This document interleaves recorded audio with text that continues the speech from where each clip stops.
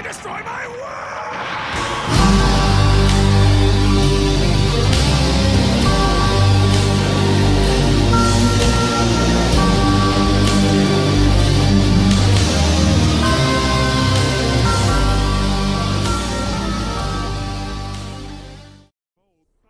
Hi and welcome to my review of Dragon Ball Super episode 86. So we start off basically where we left off in episode 85, and that's Dende trying to find Android 17 and basically advising Goku that Android 17 has gotten stronger. Now here's the one big thing that Dende mentions, and that is of a superpower being near them, more specifically speaking a boy who is the reincarnate of Evil Boo. Now, here's the thing. I've seen people say that Akira Toriyama is making GT canon by bringing in UUB and Bulma's daughter, obviously, but they're wrong. Go watch the last episodes of Dragon Ball Z. In those episodes, we get introduced to UUB, and I believe Bulma has her daughter at that point, or is at least pregnant. I'll be doing a video about where Dragon Ball Super sits in terms of timeline soon, so subscribe to my channel if you don't want to miss out on that.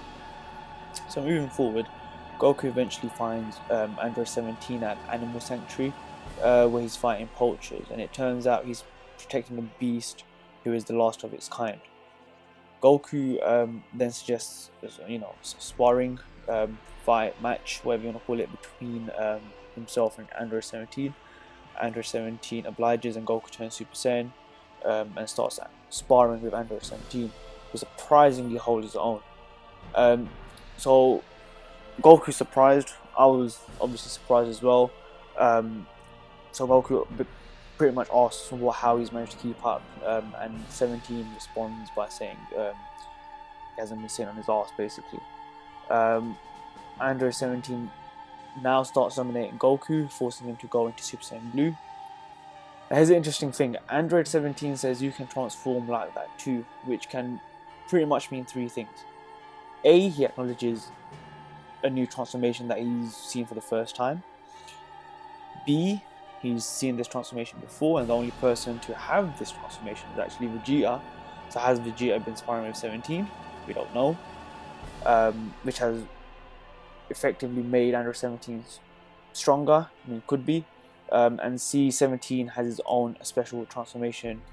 And in any case, if either one of the three will be pretty cool.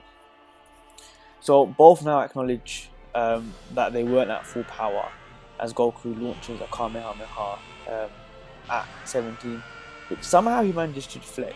I mean, what the fuck, like, fucking full-blown Super Saiyan Blue Kamehameha at Android 17. I mean, this is the level and the power of the gods, and he's just able to deflect it and, come back out of that with an attack. It's crazy. So anyway, they continue to spar, but decide to stop when they realize that they'll destroy the Sanctuary around them, effectively. Goku tries to motivate 17 after the fight by money, so that he can get 17 to join the tournament. 17 refuses, which makes Goku come out clean. 17 still refuses, as he's willing to accept his fate. We then go to a shot of intergalactic hunters looking to poach the endangered beast, as the episode then comes to an end. So what did I think of the episode?